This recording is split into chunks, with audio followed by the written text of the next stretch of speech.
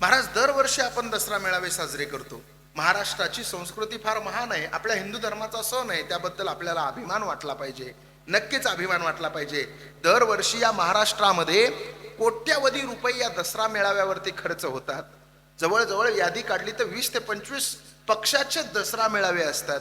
पण माझी विनंती यावर्षीच्या सगळ्या नेत्यांना, दादा हो, यावर्षीचे दसरा मेळावे तुमचे रहित करा. यावर्षीचे तुमचे दसरा मेळावे रद्द करा.